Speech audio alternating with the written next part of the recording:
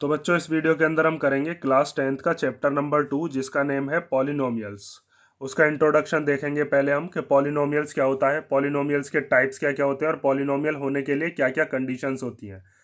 ठीक है, तो सबसे पहले हम देखते हैं कि अलजेब्रिक एक्सप्रेशन क्या होता है। अलजेब्रिक एक्सप्रेशन आपने छोटी क्लासेस में भी पढ़ा होगा कि अलजेब्रिक एक्सप्रेशन बनाने के लिए हमको एक तो वेरिएबल चाहिए और कांस्टेंट चाहिए, और उसके बीच में हम ऑपरेशंस लगाते हैं, या तो एडिशन, सब्ट्रैक्शन, मल्टीप्लिकेशन या डिवीजन।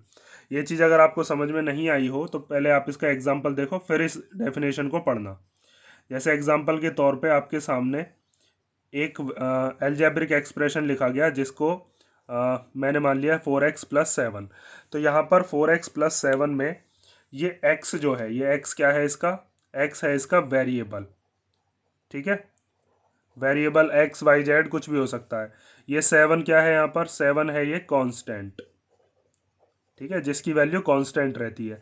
और ये x के आगे जो लिखा हुआ 4 है, इस 4 को हम क्या कहते हैं, ये 4 है इसका कोएफिशिएंट, किसका, x का। तो इसको आप लिखते हो कोएफिशिएंट ऑफ x। इसको कांस्टेंट इसलिए कहते हैं क्योंकि देखो इसकी वैल्यू तो फिक्स है, लेकिन ये जो 4x है, ये वाली जो टर्म है इसकी वैल्यू डिपेंड करती है x की वैल्यू पर। x की जो भी वैल्यू होगी, x की वैल्यू अगर 1 है तो 4 1 जा 4 हो जाएगा ये वाला टर्म। अगर x की वैल्यू 2 है तो 4 2 जा 8 हो जाएगा। लेकिन ये कांस्टेंट है, मीन्स ये फिक्स हो गई, इसीलिए इसको क्या कहते हैं, कांस्टेंट। और भी कोई नंबर हो सकता है, जैसे अगर मैं एक एक्सप्रेशन और लिखूं, और वो एक्सप्रेशन मैंने लिख दिया, चलो 7x² - 5। तो यहाँ पर आपके पास वेरिएबल क्या है, वेरिएबल है x, कोएफिशिएंट क्या है 7, और कांस्टेंट क्या है यहाँ पर -5। ठीक है, तो यहाँ पर ये जो ऊपर डेफिनेशन आपको बताई गई है, डेफिनेशन में यही चीज़ लिखी है कि अलजेब्रिक एक्सप्रेशन जो होता है वो वेरिएबल से और कांस्टेंट से मिलकर बनता है, जिसके अंदर हम प्लस माइनस मल्टीप्लिकेशन डिवीजन भी यूज़ करते हैं। जैसे यहाँ पर प्लस यूज़ हो रहा है, यहाँ पर माइनस यूज़ हो रहा है, यहाँ पर 4 और x के बीच में मल्टीप्लिकेशन है, यहाँ 7 और x² के बीच में भी मल्टीप्लिकेशन है। ठीक है, ये यहाँ पर 5 क्या हो गया, कांस्टेंट। या तो आप मेरे साथ के साथ नोट्स बनाते रहा करो, वरना तो जब मैं पूरा समझा दूँ तो स्क्रीनशॉट ले लिया करो। ठीक है, यहाँ पर ये जो हो गया, ये क्या है, x हो गया यहाँ पर वेरिएबल जिसकी पावर दे रखी है 2। अभी पावर के हिसाब से कैसे पॉलिनोमियल होते हैं वो भी हम पढ़ेंगे। और यहाँ पर ये 7 क्या है, 7 है यहाँ पर कोएफिशिएंट ऑफ x²। इसको कहते हैं कोएफिशिएंट ऑफ x²। इतनी चीज़ आप समझ गए होंगे, ये चीज़ तो हमने छोटी क्लासेस में ही पढ़ी है। अब हम देखते हैं कि पॉलिनोमियल क्या होता है और पॉलिनोमियल होने के लिए क्या कंडीशन होंगी। तो आप ध्यान से लिखोगे अब कि पॉलिनोमियल की हम क्या पढ़ रहे हैं, कंडीशंस। पॉलिनोमियल की कंडीशंस मतलब क्या क्या शर्तें होंगी जिनसे हम कह सकते हैं कि कोई भी अलजेब्रिक एक्सप्रेशन क्या होगा, पॉलिनोमियल कहलाएगा। तो अगर मैं उसको एक लाइन में अगर आपको समझाना चाहूँ, तो एक लाइन में आप इसको ऐसे लिख सकते हो कि पहले होगा उसमें कोई एक नंबर, रियल नंबर, या आप कह सकते हो कोई कोएफिशिएंट। ठीक है, कोई कोएफिशिएंट होगा, उसमें मल्टीप्लिकेशन किसकी होगी, वेरिएबल की। जैसे यहाँ पर कोएफिशिएंट में किसकी मल्टीप्लिकेशन है, वेरिएबल की। कोएफिशिएंट में किसकी मल्टीप्लिकेशन है, वेरिएबल की। कई बार इसको कोएफिशिएंट को कांस्टेंट भी कहते हैं कई लोग, क्योंकि 7 क्या है, एक कांस्टेंट वैल्यू है। लेकिन ये पूरा का पूरा अगर मिलाकर देखा जाए तो ये x² का कोएफिशिएंट कहलाता है। और वेरिएबल की अगर पावर कैसा नंबर होता है, होल नंबर। होल नंबर मतलब 0 से लेकर कोई भी नंबर हो, तो ऐसी कंडीशन होने पर हम कहते हैं कि वो क्या कहलाता है, एक पॉलिनोमियल कहलाता है। इसके प्लस माइनस में भी कोई ना कोई नंबर होंगे। इस चीज़ को हम और थोड़ा इलेबरेट करके पढ़ते हैं। सबसे पहली कंडीशन जो होगी, उस कंडीशन को आप लिखोगे कि इसके अंदर कोई भी वेरिएबल जो होगा ना, उसकी कोई भी पावर कभी कैसी नहीं होनी चाहिए, नेगेटिव नहीं होनी चाहिए। तो यहाँ पर लिखोगे no negative power of the variable. अगर वेरिएबल की पावर आपको दिखती है कि वो कैसी आ जाए, नेगेटिव आ जाए, तो आप लिखोगे कि वो पॉलिनोमियल है ही नहीं। जैसे एग्जाम्पल के तौर पे हम लिख सकते हैं, एग्जाम्पल भी साथ के साथ देखते रहना आप। जैसे अगर आपको यहाँ पर मैं ऐसे लिख के दिखाऊं कि x की पावर -2। अब यहाँ पर ये -2 जो है, ये होल नंबर तो है नहीं, क्योंकि माइनस के नंबर होल में तो आता नहीं है। होल नंबर क्या होते हैं, होल नंबर होता है 0 1 2 3 4। 0 से स्टार्ट होने वाले सारे के सारे नंबर जितने होते हैं वो होल नंबर होते हैं। लेकिन ये तो माइनस का है, और मान लो इसके प्लस में है, कुछ ना भी होता तो भी हम यहाँ पर देख रहे हैं वेरिएबल की पावर माइनस में है, तो ये पॉलिनोमियल नहीं है। ठीक है, उसके अलावा जैसे अगर मान लीजिए कोई और वेरिएबल ले लेते हैं, जैसे z की पावर -3, तो ये भी क्या है, ये भी पॉलिनोमियल नहीं है। ठीक है, यहाँ पर ये पॉलिनोमियल ना होने की कंडीशन है। ठीक है, यहाँ पर ये पॉलिनोमियल नहीं है और ये वाला भी पॉलिनोमियल नहीं है। तो मैंने यहाँ पर आपको जो कंडीशन लिखवाई है इसमें यही लिखवाया कि नेगेटिव पावर नहीं होनी चाहिए, जैसे यहाँ पर नेगेटिव पावर्स दे रखी हैं। अब नेक्स्ट कंडीशन देखते हैं। सेकंड कंडीशन है हमारे पास जिसके अंदर नो फ्रैक्शन या fractional power of the variable, variable की पावर फ्रैक्शन में भी नहीं होनी चाहिए, क्योंकि तब भी वो क्या हो जाएगा, वेरिएबल की पावर होल नंबर नहीं बैठेगा। ठीक है, अगर आप इस लाइन से समझ गए तो अच्छी बात है, वरना मैं इसी चीज को और डिटेल में आपको बता रहा हूँ कि अगर आपको एग्जाम्पल के तौर पे दिखाया जाए और ऐसा कोई नंबर लिखा हुआ हो कि x की पावर मान लीजिए लिखा हुआ है 1/4, ठीक है, और इसके प्लस में कोई नंबर हो, जैसे मान लो कोई भी नंबर मान लो रैंडमली 3, तो ये वाला जो नंबर है ये भी पॉलिनोमियल नहीं है, क्योंकि यहाँ पर इसकी जो पावर है वो किस में आ गई, फ्रैक्शन में, और फ्रैक्शन में पावर नहीं होनी चाहिए, no fractional power of the variable. अगर फ्रैक्शन में पावर नहीं होगी तभी आप कह सकते हो कि वो पॉलिनोमियल है। जैसे एक एग्जाम्पल और देख लेते हैं, जैसे y की पावर 1/2, ठीक है, और इसके प्लस में कोई नंबर हो, जैसे मान लो x लिख दिया, 1 लिख दो, 2 लिख दो, कुछ भी लिख दो, लेकिन अगर ये पूरा का पूरा एक एक्सप्रेशन है और इसमें अगर यहाँ पर आपको दिख रहा है कि इसकी पावर फ्रैक्शन में है तो ये पॉलिनोमियल नहीं है।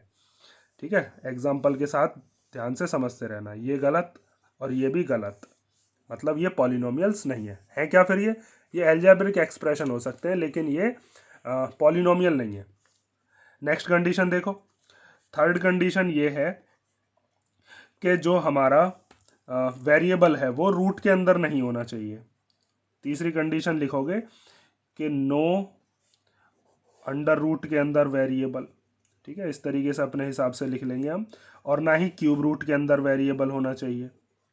जैसे एग्जाम्पल के तौर पे मैं आपको बताऊं, क्यूब रूट के अलावा और भी रूट्स होते हैं, इसी से ही आप समझ जाओगे कि अगर मान लीजिए आपके पास ऐसे लिखा हुआ है √x+2, तो ये √x+2 जो है ये भी पॉलिनोमियल नहीं है, क्योंकि यहाँ अंडर रूट के अंदर क्या आ गया, वेरिएबल आ गया। और इसी को ही अगर आप और इलेबरेट करके लिखना चाहो तो देखो इसको हम ऐसे भी लिख देते हैं, अगर कहीं पर किसी की पावर है ना, ये सॉरी ये रूट है, तो रूट का मतलब होता है कि पावर में 1/2 और प्लस में 2, तो ये रूट जो है इसने भी क्या बना दिया, फ्रैक्शन बना दिया।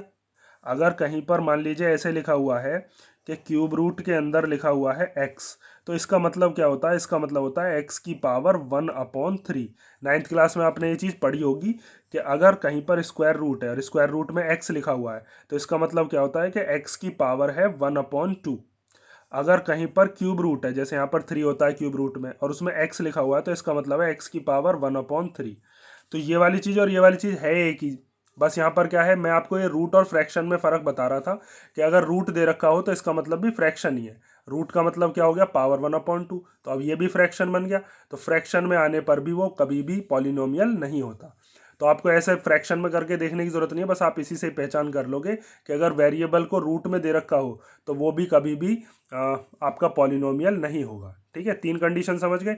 अब चौथी कंडीशन देखो, तो फोर्थ कंडीशन के अंदर क्या है कि अगर आपको वेरिएबल दे रखा हो डिनोमिनेटर में, तो यहाँ पर आप लिखोगे नो वेरिएबल इन डिनोमिनेटर। ये वाला जो पॉइंट है इसको आप ध्यान से समझोगे, नो वेरिएबल इन डिनोमिनेटर। अगर डिनोमिनेटर में भी कोई वेरिएबल दे रखा है तो उसमें भी आप ये लिखोगे कि वो पॉलिनोमियल नहीं होता। जैसे अगर आपको ऐसे लिखा हुआ मिल गया 1/x-1, तो यहाँ पर ये डिनोमिनेटर में आ गया वेरिएबल। डिनोमिनेटर क्या होता है, ये ऊपर वाला न्यूमरेटर, नीचे वाला डिनोमिनेटर। अगर नीचे x आ गया आपका, मतलब कोई भी वेरिएबल आ गया, तो वो भी पॉलिनोमियल नहीं होता। जैसे एग्जाम्पल के तौर पे और लिख लेते हैं 1/x² + 2x + 3, तो ये भी क्या है, ये भी पॉलिनोमियल नहीं है, क्योंकि इसमें वेरिएबल्स कहाँ आ रहे हैं, डिनोमिनेटर में। लेकिन यहाँ पर एक कंडीशन आपको ध्यान रखनी है कि जैसे यहाँ पर ये तो सिंपलेस्ट फॉर्म लिखी हुई है, कई बार आपको घुमाने के लिए इस तरीके का भी क्वेश्चन दिया जाएगा कि उसको सॉल्व करके डिनोमिनेटर खत्म किया जा सकता है, और अगर डिनोमिनेटर खत्म हो गया तो वेरिएबल बचेगा नहीं, तो फिर वो पॉलिनोमियल बन जाएगा। एक क्वेश्चन मैं उसका भी आपको दिखा देता हूँ या करा के देता हूँ। देखो जैसे एक क्वेश्चन ले लेते हैं हम कि हमने लिया 3y की पावर 8 माइनस 4y की पावर 6 प्लस 5y की पावर 4 और उसके अपॉन में क्या है y की पावर 4। तो यहाँ पर आपको दिख रहा होगा ये वेरिएबल तो अपॉन में भी आ रहा है, मीन्स डिनोमिनेटर में भी आ रहा है, लेकिन मैंने अभी आपको बताया था कि डिनोमिनेटर में अगर वेरिएबल आता है तो पॉलिनोमियल नहीं होता। लेकिन आपको क्या करना है, ये सब चीज़ें सोचने से पहले आपको एक चीज़ पर ध्यान देना है कि वो कैसी फॉर्म होनी चाहिए, सिंपलेस्ट फॉर्म होनी चाहिए। अब यहाँ पर ये सिंपलेस्ट फॉर्म नहीं है, क्योंकि देखो तीनों में से ही y की पावर 4 कॉमन आ सकता है और y की पावर 4 नीचे भी है, तो y की पावर 4 से y की पावर 4 कैंसिल हो जाएगा। देखो जैसे मैं इसको सॉल्व करके दिखाता हूँ, यहाँ पर y की पावर 8 है, यहाँ y की पावर 6 है, यहाँ पर y की पावर 4 है। तो यहाँ पर आप लिख सकते हो y की पावर 4 कॉमन आ गया, यहाँ पर क्या बचा 3, और जब आपने y की पावर 8 में से y की पावर 4 कॉमन ले लिया तो y की पावर 4 बचा, यहाँ पर ये वाला 4, y की पावर 6 में से y की पावर 4 कॉमन आ गया तो y की पावर 2 बचा, प्लस ये y की पावर 4 कॉमन ही आ चुका है तो यहाँ से क्या बचा 5 बचा, और अपॉन में क्या था, अपॉन में था y की पावर 4।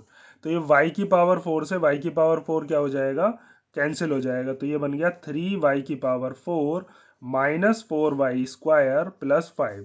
तो अब बताओ ये पॉलिनोमियल है या नहीं है, ये तो पॉलिनोमियल है, क्योंकि देखो ना तो इसमें पावर आपकी कहीं पर भी नेगेटिव में दिख रही होगी, नेगेटिव पावर तो है नहीं कहीं, यहाँ पर प्लस का 4 है, यहाँ पर प्लस का 2 है, ना ही फ्रैक्शन में है पावर, ना ही अंडर रूट में आ रहा है वेरिएबल, और ना ही डिनोमिनेटर कुछ बचा। तो क्वेश्चन को करने से पहले बस ये नहीं कि बस आपने क्वेश्चन देखा और इसमें देख लिया कि जी डिनोमिनेटर में आपको वेरिएबल दिख गया और आपने लिख दिया कि पॉलिनोमियल है ही नहीं। ठीक है, तो पहले आपको क्या करना है, पहले सिंपलेस्ट फॉर्म सोचनी है कि क्या ये सिंपल हो सकता है, सिंपल होने के बाद अगर डिनोमिनेटर कट जाएगा तो फिर वो पॉलिनोमियल बन जाएगा।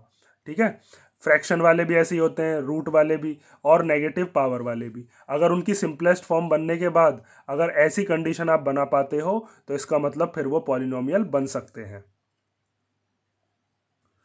जैसे मैं आपको एक एग्जांपल इस नेगेटिव पावर वाला और बताता हूँ, कभी उसको भी आप देखकर और फिर ऐसे कहने लगो कि ये पॉलिनोमियल नहीं है। ठीक है, ये मैंने आपको बता दिया फोर्थ वाले का एक एग्जांपल।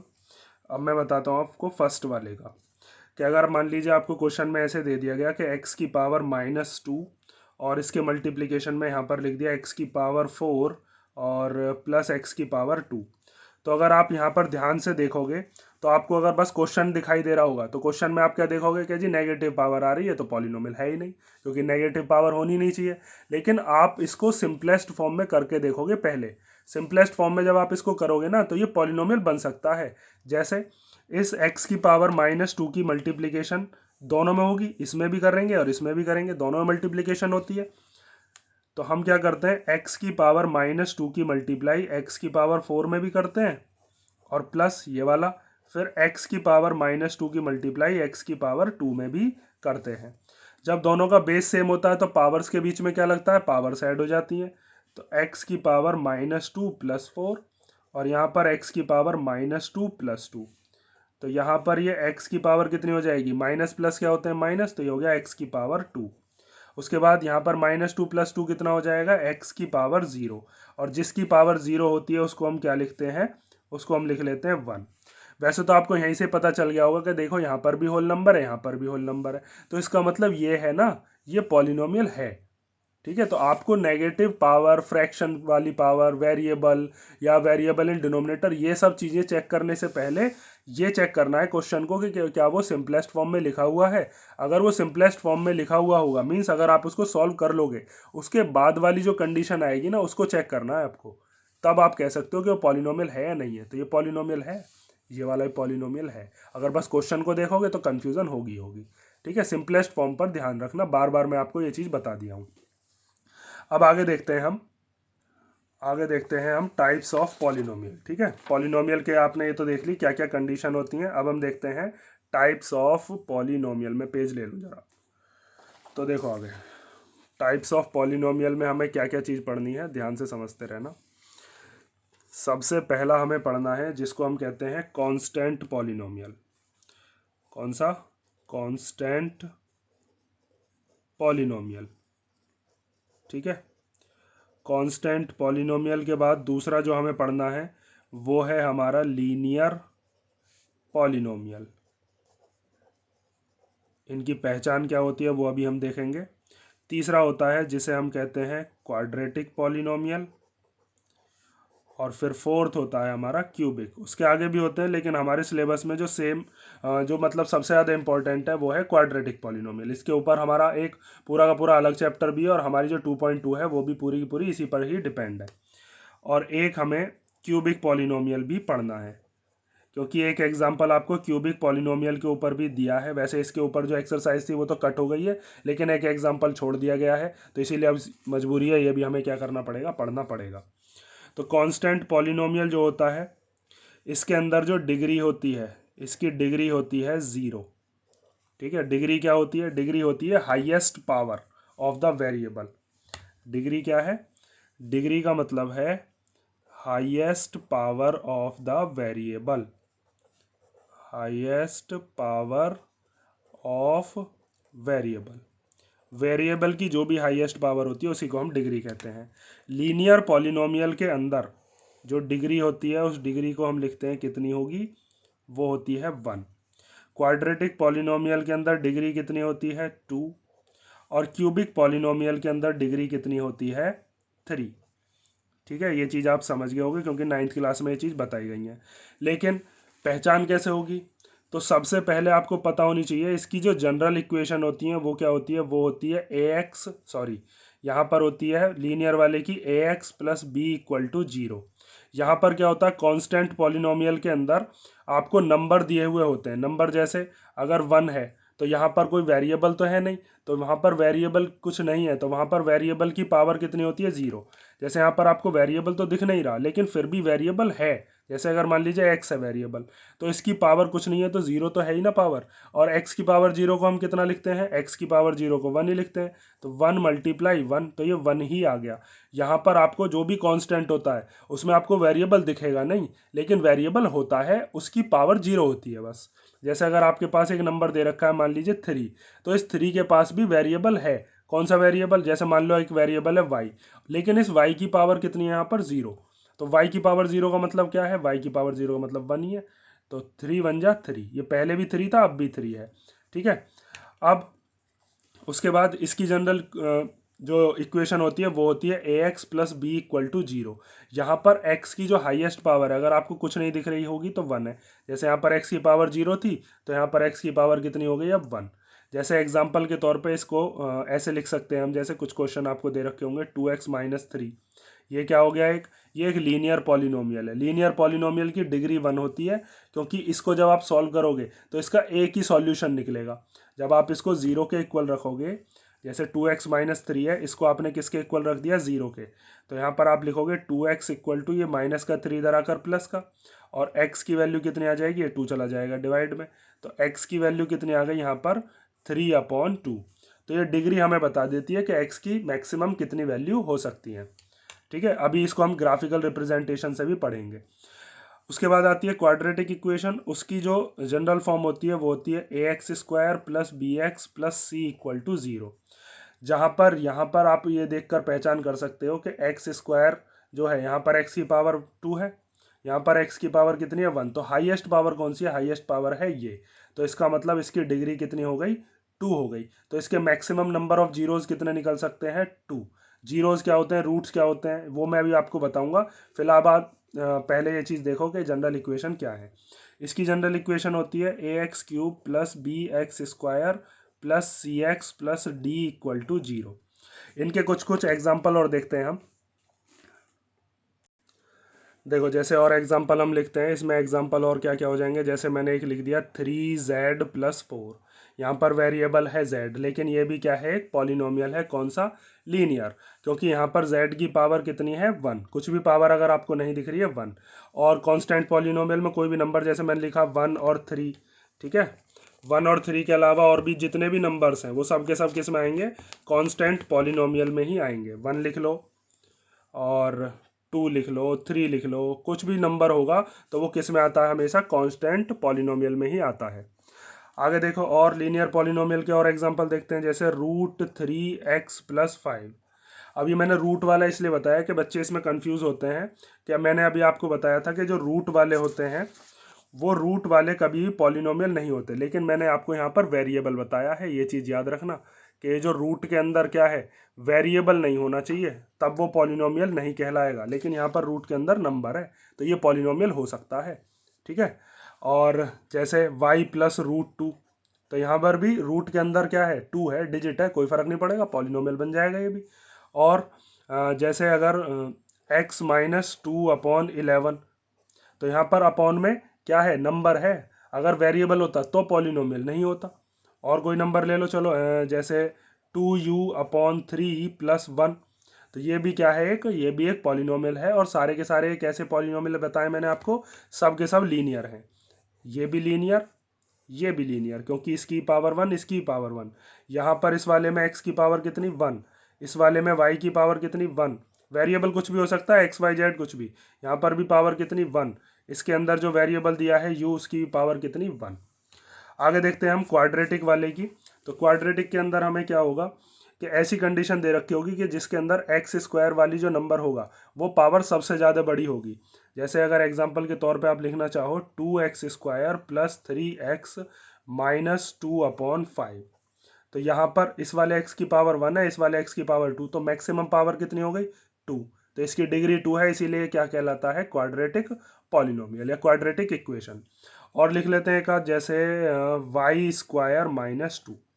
ठीक है। तो ये जो नंबर हैं ये सारे के सारे कैसे हैं, ये क्वाड्रेटिक पॉलिनोमियल कहलाते हैं पूरे के पूरे मिलाकर।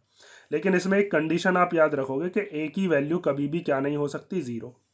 ए की वैल्यू अगर आपने जीरो ले ली तो क्या आफत आ जाएगी, आफत ये आ जाएगी कि फिर वो लीनियर बन जाएगा। जैसे अगर ये वाला जो नंबर है, इसी नंबर को अगर आप ऐसे लिख देते हो 2x² प्लस 3x माइनस 2/5 की जगह, यहाँ पर इस 2 की जगह पर अगर जीरो आपने लिख दिया तो ये हो जाएगा 0x² प्लस 3x माइनस 2/5। और देखो जीरो अगर किसी के मल्टीप्लाई में आ जाए तो उसे खा जाता है, वो ख़त्म कर देता है। तो जीरो की मल्टीप्लाई जब x² में हो जाएगी तो ये तो जीरो हो जाएगा, ये तो ख़त्म। क्या बचेगा, बस 3x माइनस 2/5। अब x की पावर कितनी रह गई, अब x की पावर रह गई 1। तो ये जो हमारे पास नंबर था, अगर ये 2 की जगह जीरो हो गया तो क्या हो जाएगा, ये जो क्वाड्रेटिक पॉलिनोमियल है लीनियर में चेंज हो जाएगा फिर। इसीलिए कंडीशन याद रखना, a की वैल्यू कभी भी जीरो नहीं हो सकती। b जीरो हो जाए कोई दिक्कत नहीं, c जीरो हो जाए कोई दिक्कत नहीं। जैसे अगर आपके पास, मैंने एक नंबर लिखा था यहाँ पर मैंने y वाला तो लिखा नहीं है, y² वाला लिखा है बस। जैसे यहाँ पर x² है, यहाँ पर y² है। जैसे यहाँ पर bx है, यहाँ पर by होना चाहिए था, वो तो है ही नहीं, तो वो जीरो हो सकता है, कोई दिक्कत नहीं है उससे। जैसे अगर आपको मैं एक क्वेश्चन लिख के दूँ z², अब इस z² के अंदर यहाँ पर जो a है, a मतलब जो इसके आगे का वेरिएबल कोएफिशिएंट है वो क्या है, 1 है। तो जीरो नहीं हो सकता, जीरो होने पर ये लीनियर बन जाएगा। ठीक है। ये क्या है, ये यहाँ पर क्वाड्रेटिक है। इसके आगे वाला जो भी है वो सारा का सारा जीरो हो गया, इसीलिए वो खत्म है, वो दिखाई नहीं दे रहा आपको। ये क्या है, ये यहाँ पर क्वाड्रेटिक, ये भी क्या है यहाँ पर, ये भी क्वाड्रेटिक है। समझ गए ना इतना। ऐसे ही यहाँ पर ये जो क्यूबिक होता है इसके अंदर भी क्या नहीं हो सकती, ए की वैल्यू जीरो, क्योंकि यहाँ पर अगर आपने ए की वैल्यू जीरो ले ली तो x³ में उसकी मल्टीप्लाई होकर ये वाला खत्म हो जाएगा, फिर ये बचेगा bx² plus cx plus d। तो इसमें सबसे ज़्यादा वाली पावर फिर ये हो जाएगी, तो ये कैसा रह जाएगा, x की पावर 2 वाला, ये क्वाड्रेटिक बन जाएगा। ठीक है। तो क्यूबिक पॉलिनोमियल के लिए x³ वाला बचाना जरूरी है, और क्वाड्रेटिक के लिए x² वाला। बाकी सारा का सारा जीरो हो जाए उससे हमारे ऊपर कोई फर्क नहीं पड़ना। तो आपको क्यूबिक के अंदर कौन कौन सी, एक एग्जांपल लिखवा देता हूँ मैं, ये सारे एग्जांपल्स हैं। एक एग्जांपल इसका भी लिख लो, जैसे x³ लिख दिया, चलो ठीक है, ये लिख दिया, या फिर और लिख लेते हैं √2x³ प्लस 5। तो यहाँ पर रूट के अंदर डिजिट है, कोई फर्क नहीं पड़ेगा, इससे ही पॉलिनोमियल बन जाएगा। और देख लेते हैं जैसे 3x³ minus 2x² plus x और माइनस 1। ठीक है। ये भी क्या हो गया, ये भी एक क्यूबिक पॉलिनोमियल हो गया। अब इन क्यूबिक पॉलिनोमियल्स को इससे कंपेयर करके ए बी सी डी की वैल्यू कैसे निकालते हैं, वो चीज़ें हम जब 2.2 एक्सरसाइज करेंगे वहाँ पर हम सीखेंगे और डिटेल में। ठीक है। फिलहाल आप ये चीज़ समझ गए होंगे कि जो पॉलिनोमियल के टाइप होते हैं वो constant, linear, quadratic, cubic. Constant वाले की डिग्री 0, लीनियर वाले की 1, क्वाड्रेटिक की 2 और क्यूबिक वाले की 3। सारे इनकी आपको क्या चीज़ याद रखनी है, जो जनरल इक्वेशन होती है वो याद रखनी है। इसकी जनरल इक्वेशन तो कुछ होती नहीं है, इसके अंदर आपको क्या है, बस कोई भी अगर आपको नंबर दे रखा होगा वहाँ पर उसकी जो वेरिएबल होता है उसकी पावर कितनी होती है, 0, इसीलिए इसकी डिग्री 0 होती है। यहाँ पर x की पावर 1 है तो इसकी डिग्री 1 हो गई, मीन्स x की मैक्सिमम एक वैल्यू निकल सकती है। यहाँ पर x की पावर 2 है तो इसकी डिग्री 2, इसीलिए हम कहते हैं कि यहाँ पर x की मैक्सिमम कितनी वैल्यू निकल सकती है, जो भी वेरिएबल है उसकी मैक्सिमम 2 वैल्यूज निकल सकती हैं, वो हम अभी सीखेंगे। और यहाँ पर x की कितनी वैल्यू निकल सकती है, वेरिएबल जो भी आपने माना है उसकी मैक्सिमम 3 वैल्यूज निकल सकती हैं। इतनी चीज समझ गए। अब हम आगे देखते हैं कि जीरोस क्या होते हैं या फिर रूट्स क्या होते हैं।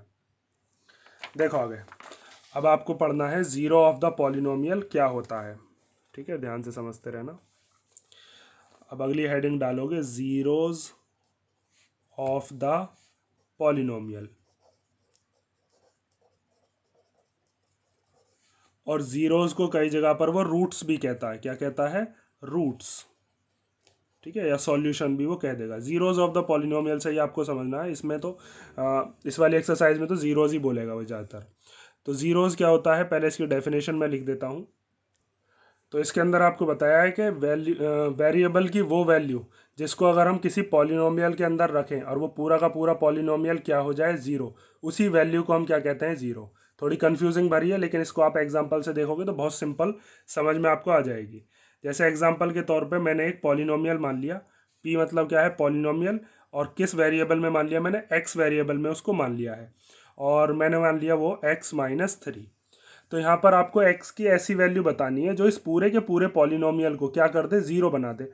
x की ऐसी क्या वैल्यू मैं यहाँ पर रखूँ कि इस पूरे को सॉल्व करके क्या आ जाए, ज़ीरो आ जाए, उसी को हम कह देंगे x की वो वैल्यू क्या होगी, ज़ीरो कहलाएगी इस पॉलिनोमियल का। जैसे अगर यहाँ पर मैं x की जगह पर 3 रख दूँ तो 3-3 कितना हो जाएगा, 0। तो 3 जो होगा ना वो इस पॉलिनोमियल का ज़ीरो कहलाएगा या रूट कहलाएगा। सॉल्व कैसे करेंगे, जैसे इस x-3 को आप किसके इक्वल रखोगे, 0 के इक्वल।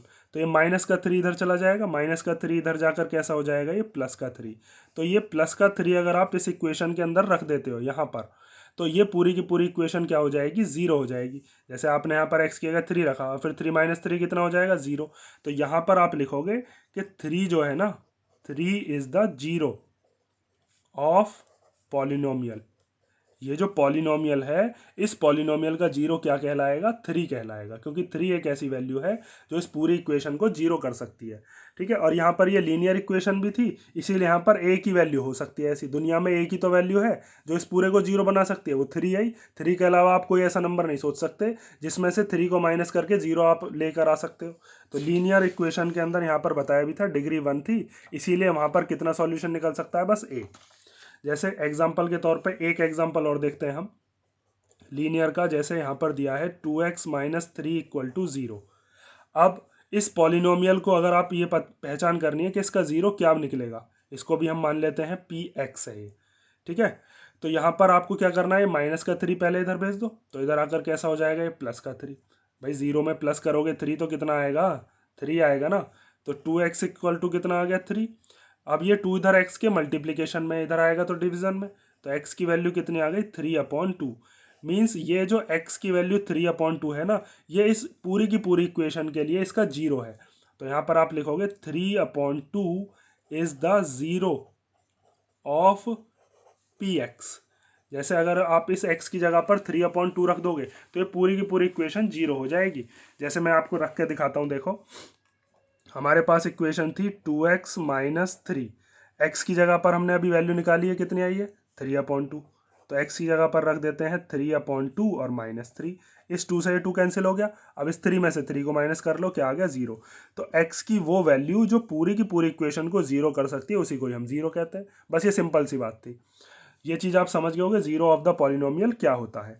यहाँ पर मैंने आपको लीनियर से बता दिया है, क्वाड्रेटिक के अंदर वहाँ पर x की कितनी वैल्यू निकलेंगी, 2। मतलब x की 2 ऐसी वैल्यू निकलेंगी जो पूरे पॉलिनोमियल को क्या कर देंगी, जीरो बना देंगी। ठीक है, जैसे एक एग्जांपल हम देखते हैं क्वाड्रेटिक वाले का। ठीक है, देखो एक एग्जांपल हमने लिया, एक पॉलिनोमियल है हमारे पास x² + 7x + 10। यहाँ पर आपको दिख रहा होगा इसकी डिग्री 2 है, क्योंकि पावर 2 है मैक्सिमम वाली। तो यहाँ पर x की 2 वैल्यूज ऐसी निकल सकती हैं जो इस पूरी की पूरी इक्वेशन को क्या बना सकती हैं, जीरो बना सकती हैं। तो इसमें आपको क्या करना है, middle term split, middle term split कैसे करते हैं वो मैं अब आपको डिटेल में बताऊंगा, बस अभी आपको ये चीज़ समझनी है जीरोस क्या होता है। अगर आपको किसी को मिडिल टर्म स्प्लिट नहीं भी आती कोई दिक्कत नहीं है।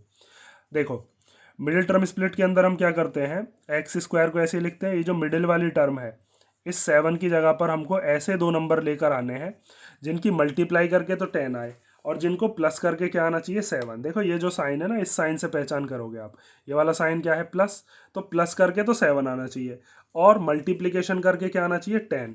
जैसे इस एक्स स्क्वायर का आगे 1 है और इस 10 है, इन दोनों की करते हैं मल्टीप्लाई, मल्टीप्लाई करके आना चाहिए 10 और प्लस माइनस करके 7। तो 10 के ऐसे फैक्टर क्या क्या होते हैं, 10 या तो 1 के में आता है 10 बार, या फिर 10 किसके में आता है 2 के में आता है 5 बार। तो अगर मैं 2 और 5 को प्लस कर दूंगा तो 7 आ जाएगा। तो यहाँ पर इस 7 की जगह पर हम क्या लिख लेंगे 2 + 5। ये मिडिल टर्म स्प्लिट करना कहते हैं हम इसको। और भी मेथड होते हैं क्वाड्रेटिक इक्वेशन को सॉल्व करने के, जैसा क्वेश्चन आता है उसी पर डिपेंड करता है वो, हम सीखेंगे अभी आगे, बस अभी आपको जीरोस पर ध्यान देना है। +2x, ये x 2 का भी है और 5 का भी है, और फिर ये 5 की मल्टीप्लिकेशन x में करेंगे तो 5x और फिर +10। शुरुआत के दोनों में से क्या चीज़ कॉमन आ रही है, शुरुआत के दोनों में से x कॉमन आ रहा है, तो यहाँ पर एक्स स्क्वायर में से x आपने ले लिया तो x बचा, इस 2x में से अगर आपने x ले लिया तो क्या बचा 2 बचा। ऐसे यहाँ पर इस 5x में से 5x और 10 में से 5 कॉमन आ सकता है, तो दोनों में से क्या चीज़ कॉमन ले लेते हैं 5, यहाँ से x बचेगा। 5 की टेबल में 10 कितनी बार आता है 2 बार। अब आपको क्या करना है, यहाँ पर देखो x + 2 फिर दोबारा कॉमन आ गया इसमें से और इसमें से, तो आपको x + 2 ले लेना है कॉमन, और कॉमन लेने के बाद यहाँ पर क्या बचेगा x + 2 तो कॉमन आ गया x बचा, ये x + 2 कॉमन आ गया तो क्या बचा 5 बचा। अब एक बार इसको 0 के इक्वल रखोगे, एक बार इसको 0 के इक्वल, तो जब आप x + 2 को 0 के इक्वल रखोगे तो x की वैल्यू आ जाएगी -2, और जब आप x + 5 की वैल्यू को 0 के इक्वल रखोगे तो ये प्लस का 5 इधर आकर ये कैसा हो जाएगा -5। तो यहाँ से x की कितनी वैल्यूज़ निकली हमारे पास, 2 वैल्यूज़ निकली या नहीं। तो ये दोनों वैल्यूज़ ऐसी हैं, अगर इनको इस इक्वेशन के अंदर पुट कर दिया गया तो इस पूरी की पूरी इक्वेशन को क्या बना सकती हैं 0 बना सकती हैं, इसीलिए ये दोनों की दोनों वैल्यूज़ क्या कहलाएंगी, इस पूरी इक्वेशन का 0 है ये। ठीक है, जैसे इसका एग्जाम्पल हम और आगे सॉल्व करते हैं, और ये जो है x² + 7x + 10 और x² + 7x + 10, इसमें x की जगह पर एक बार -2 रख कर देखते हैं, एक बार -5। तो यहाँ पर -2 का स्क्वायर + 7, यहाँ पर x की जगह पर -2 और फिर +10, -2 का स्क्वायर करोगे तो प्लस का 4, भाई 2 2 जा 4 होता है और माइनस माइनस प्लस, और फिर माइनस 7 2 जा कितना हो जाएगा 14, ये प्लस ये माइनस मिलकर माइनस बन गया यहाँ पर, और फिर +10। ठीक है, अब 4 में से 14 माइनस करोगे तो क्या आ जाएगा -10, बड़े वाले का साइन लगता है, और फिर +10, तो -10 + 10 कितना हो गया 0। तो ये जो -2 है ये इसका 0 कहलाएगा या नहीं कहलाएगा, क्योंकि इसने इस पूरी की पूरी इक्वेशन को क्या बना दिया 0। 5 से और चेक करते हैं, तो -5 का स्क्वायर + 7 -5 और फिर +10, x की जगह पर -5 रख दिया, तो -5 का स्क्वायर कितना हो जाएगा 25, 7 5 जा कितने होते हैं 35, ये प्लस माइनस माइनस हो गए और +10, 25 में से 35 जाएंगे तो माइनस का 10 बचेगा और फिर +10, और ये भी कितना आया 0। तो इसका मतलब x की जो -2 और -5 वैल्यू आई थी वो बोथ क्या है इसका जीरोज हैं। समझ गए होगे, अब मैंने बहुत डिटेल में आपको ये चीज़ें समझा दी है। आगे हम देखते हैं geometrical meaning of the zeros of a polynomial. Means जो हम ये जीरोज निकालते हैं ना तीनों की तीनों इक्वेशंस के अंदर, जैसे आपके पास यहाँ पर लीनियर पॉलिनोमियल है, तो लीनियर पॉलिनोमियल का ग्राफ कैसा बनेगा, क्वाड्रेटिक पॉलिनोमियल का ग्राफ कैसा बनेगा, क्यूबिक पॉलिनोमियल का ग्राफ कैसे बनेगा। जैसे लीनियर पॉलिनोमियल के बारे में तो आप पढ़ के भी आ चुके हो, जैसे इसमें लीनियर में ही एक वर्ड आ रहा लाइन, मीन्स इसके अंदर स्ट्रेट लाइन बनती है। तो पहले हम देखते हैं एक स्ट्रेट लाइन वाला मीन्स लीनियर पॉलिनोमियल का, एक क्वाड्रेटिक वाला और एक क्यूबिक वाला। उससे आपको ये पता चल जाएगा कि उसका ग्राफ कैसा कैसा बनता है। इसके अंदर पैराबोलास बनते हैं, इसके अंदर स्ट्रेट लाइन बनती है। देखते हैं चलो हम इसको। तो सबसे पहले हम देखते हैं एक इक्वेशन ले लेते हैं जो कि लीनियर इक्वेशन का है, और इसमें हमें दे रखा है y = 2x + 3। यहाँ पर आपने 9th क्लास में पढ़ा होगा कि हम x की डिफरेंट डिफरेंट वैल्यूज़ को पुट करते हैं और y की वैल्यूज़ को निकालते हैं। जैसे अगर आपने x की वैल्यू पुट करी सबसे पहले, मान लीजिए -2, तो यहाँ पर x की जगह पर कितना आ जाएगा -2 जो हमने माना है, और फिर +3, कुछ भी मान सकते हो आप, x की जगह 0 1 2 3 कुछ भी रैंडम। तो y की वैल्यू कितनी आ जाएगी, 2 2 जा हो जाएगा -4 +3, तो y की वैल्यू कितनी आ गई, -1। मीन्स जब हमने x की वैल्यू -2 रखी तो y की वैल्यू -1 आई। उसके बाद मान लीजिए आपने पुट करी x की कुछ और वैल्यू, इस बार मान लीजिए प्लस का 2 पुट करा, तो y की वैल्यू कितनी आ जाएगी 2, इस वाले x की जगह पर क्या रख देते हैं 2 और फिर +3, तो y इक्वल टू क्या आ जाएगा, 2 2 जा 4 और +3, तो y इक्वल टू कितना आ गया 7। उसके बाद आप क्या करते थे, एक ब्लॉक बनाते थे ऐसा, क्योंकि एक स्ट्रेट लाइन बनाने के लिए आपको मिनिमम 2 पॉइंट्स तो चाहिए ही, तो 2 काफ़ी है, 2 सही हम बना लेंगे। यहाँ पर हम लिखते थे x की वैल्यू, यहाँ पर y की वैल्यू। जब हमने x की वैल्यू -2 रखी तो हमारी y की वैल्यू कितनी आई, -1। जब हमने x की वैल्यू 2 रखी तो हमारी y की वैल्यू कितनी आई, 7। तो यहाँ से आप दो कोऑर्डिनेट्स बनाते हो, जैसे मान लीजिए आपने एक कोऑर्डिनेट बनाया a नाम का, उसके कोऑर्डिनेट क्या होंगे, -2, -1। पहले x लिखा जाता है, फिर y। x वाले इस यहाँ पर होते हैं, ये x एक्सिस होता है, ये y एक्सिस होता है। हॉरिजॉन्टल वाले को x एक्सिस कहते हैं, वर्टिकल वाले को y। इसमें इधर की तरफ लेफ्ट हैंड साइड पर क्या होते हैं, माइनस के, इधर की तरफ प्लस के। y एक्सिस पे ऊपर की तरफ प्लस के और नीचे की तरफ माइनस के। दूसरा कोऑर्डिनेट और लिख लेते हैं, b वाला क्या हो जाएगा यहाँ से 2, 7। अब इसको आप क्या करते हो, इसके ऊपर प्लॉट करते हो। तो प्लॉट करने के लिए आपको क्या करना है, पहले -2, -1 मीन्स x की वैल्यू -2 यहाँ पर है, और y की वैल्यू -1, वो कहाँ पर है, वो यहाँ पर है। तो यहाँ पर आपका एक पॉइंट आ गया, और मान लीजिए उस पॉइंट का नाम क्या है, a, जो कि हमने यहाँ पर माना हुआ है। उसके बाद दूसरा पॉइंट है आपका 2, 7 मीन्स x पर 2 और y पर 7। तो आपको एक ऐसी जगह ढूंढनी है जहाँ पर x पर वो 2 के सामने आ रहा हो और y पर 7 के सामने। ठीक है, ग्राफ पे बिल्कुल सीधा सीधा आप बना सकते हो, जैसे यहाँ पर ये आएगा बिल्कुल सीधा। तो यहाँ पर ये कौन सा पॉइंट हो गया, ये हो गया बी पॉइंट, जिसके कोऑर्डिनेट क्या थे 2, 7, और ये ए वाला पॉइंट हो गया -2, -1। अब आपको ज्वाइन करती हुई इससे क्या बनाते थे आप, लाइन बनाते थे। तो इससे ज्वाइन करती हुई मैंने एक क्या बना दी, लाइन बना दी। ठीक है, अब इस लाइन के ऊपर आप लिखते थे इसकी इक्वेशन, जैसे ये इक्वेशन है इसकी y इक्वल टू 2x + 3। अब आपको क्या करना है, यहाँ पर देखो ये x एक्सिस है, इस x एक्सिस को इसने कितनी जगह पर काटा है, इस लाइन ने एक ही जगह पर काटा है।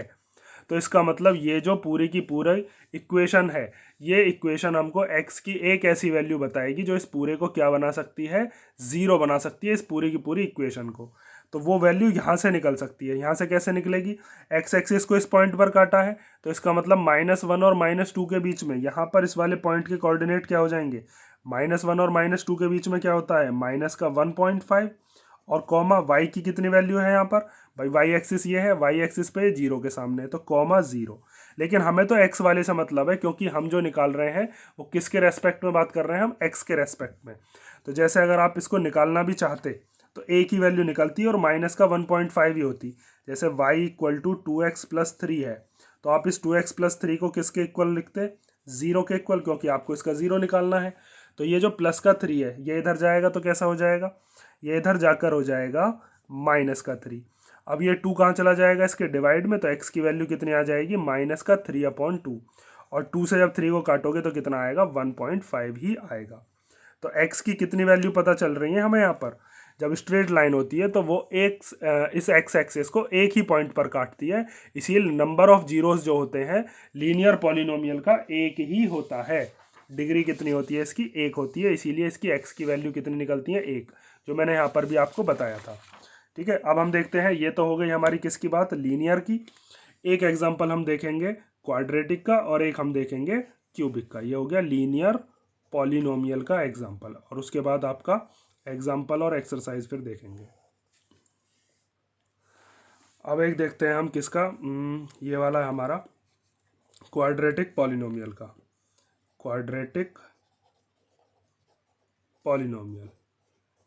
ठीक है, एक पॉलिनोमियल हम मान लेते हैं, जैसे वो पॉलिनोमियल हमें दे रखा है y equal to x square -3x - 4। अब इसमें x की हम डिफरेंट वैल्यूज़ को पुट करेंगे और y की वैल्यू निकालेंगे, फिर उस पर हम प्लॉट करेंगे, और प्लॉट करने के बाद एक क्या शेप बनेगी हमारे पास, पैराबोला की शेप बनेगी। और वो पैराबोला जो होगा, जब क्वाड्रेटिक इक्वेशन है तो वो इस ग्राफ को मैक्सिमम कितनी जगह पर काट सकता है, 2 जगह पर। क्वाड्रेटिक पॉलिनोमियल में मैक्सिमम कितने जीरोज हो सकते हैं, 2 से कम भी हो सकते हैं, लेकिन मैक्सिमम 2 हो सकते हैं। ठीक है, अब आगे देखो, तो यहाँ पर हम क्या करते हैं, x की डिफरेंट डिफरेंट वैल्यूज पुट करते हैं। जैसे मान लीजिए पहले x की जगह पर क्या पुट करा, पहले 0 पुट कर लेते हैं, चलो ठीक है, 0 हमने पुट करा। तो यहाँ पर y इक्वल टू ये वाला जो x है इसकी जगह पर आ जाएगा 0, फिर -3, इस वाले x की जगह भी 0 और फिर माइनस का 4। तो y इक्वल टू 0 का स्क्वायर तो 0 ही होगा, -3 जीरो जा भी 0 ही होंगे और -4। तो y की वैल्यू कितनी आ गई हमारे पास, -4। एक ब्लॉक बना लेते हैं पहले ही, उसके अंदर हम वैल्यूज़ को रखते रहेंगे। यहाँ पर बना देता हूँ मैं लास्ट में, यहाँ पर हम रखेंगे किस किस की वैल्यू, x की और y की वैल्यूज़ को। जब हमने x की वैल्यू 0 रखी तो y की वैल्यू कितनी आई, -4। तो x की वैल्यू 0 तो y की वैल्यू -4। और वैल्यूज़ रखते हैं, जैसे हम रखते हैं अब प्लस का 1। तो पुट कर देता हूँ मैं x की वैल्यू कितनी, 1। तो यहाँ पर y इक्वल टू, यहाँ पर 0 की जगह पर अब की बार क्या रख देंगे हम, 1, फिर -3, फिर इस वाले 0 की जगह भी क्या आ जाएगा, 1 -4, क्योंकि अब x की जगह 1 रख रहे हैं। तो y इक्वल टू कितना हो जाएगा, 1 का स्क्वायर होता है 1 और 3 बन जाए 3 और -4। तो 1 में से 3 गया तो कितना बचेगा, -2 और फिर -4। तो y की वैल्यू कितनी आ गई, -6 आ गई। मीन्स जब हमने वैल्यू x की 1 रखी तो y की वैल्यू आई -6। ठीक है, उसके बाद क्या करते हैं हम, फिर वैल्यू रख के देखते हैं कुछ और, माइनस की रख लेते हैं। चलो अब की बार -2 रख लेते हैं। चलो पहले 1 भी रख सकते हैं, चलो 1 भी रखेंगे अभी। तो y इक्वल टू, यहाँ पर 1 की जगह पर रख देते हैं -2 का स्क्वायर -3, फिर इस 1 की जगह पर क्या आ जाएगा, -2 और फिर -4। ये जो x की वैल्यूज़ है इनकी वैल्यू पुट कर रहे हैं हम। तो y इक्वल टू आ जाएगा -2 का स्क्वायर कितना होता है 4, माइनस माइनस क्या हो जाएगा प्लस, 3 2 जा कितना हो जाएगा 6 और फिर -4, ये प्लस के 4 से माइनस का 4 कैंसिल। तो y की वैल्यू कितनी आ गई 6। इसका मतलब जब हमने x की वैल्यू -2 रखी तो उस टाइम पर हमारी y की वैल्यू कितनी आई, प्लस का 6। 3 वैल्यू रख दी, 3 वैल्यूज और रखते हैं हम। तो यहाँ पर अब हम पुट करते हैं, मान लीजिए x की जगह पर -1, ठीक है, प्लस का 1 रख लिया था, -1 रखते हैं। तो y इक्वल टू, यहाँ पर x की जगह पर आ जाएगा -1 का स्क्वायर, फिर -3, फिर x की जगह पर -1 और फिर -4। तो -1 का स्क्वायर तो प्लस का 1 होता है, माइनस माइनस क्या हो जाएंगे प्लस, 3 बन जाए 3 और -4। तो y की वैल्यू कितनी आ जाएगी, 3 और 1 4, 4 में से 4 गया तो कितना आया 0। मीन्स जब हमने x की वैल्यू -1 रखी तो y की वैल्यू कितनी आई 0।